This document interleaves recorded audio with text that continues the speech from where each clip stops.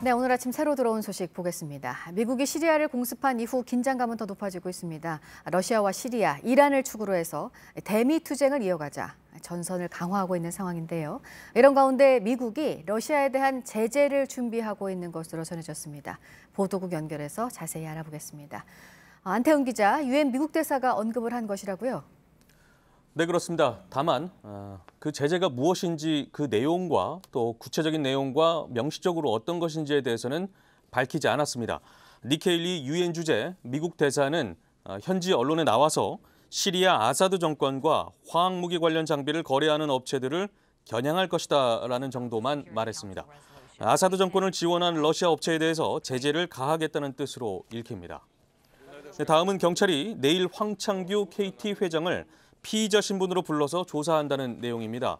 황창규 회장은 KT가 2014년부터 2017년까지 90여 명의 국회의원 후원 외에 총 4억 3천여만 원 상당을 법인 자금으로 불법 후원한 혐의를 받고 있습니다. 네, 그리고 중국의 왕이 외교부장이 지금 일본에 있습니다. 어제는 고노 일본 외상과 만났죠? 네, 그렇습니다. 왕이 외교부장은 고노 외상과 만나기에 앞서 기자들에게 일본이 한반도 문제에 건설적인 역할을 해줬으면 한다라고 말했습니다. 이후 양측은 시진핑 주석과 아베 총리의 상호 방문을 추진하기로 했다고 밝히기도 했습니다. 왕이 외교부장은 앞서 2016년에도 한중일 외교장관 회담을 위해서 일본을 찾은 바 있습니다만 중국 외교수장이 일본을 단독 방문한 것은 8년 5개월 만입니다.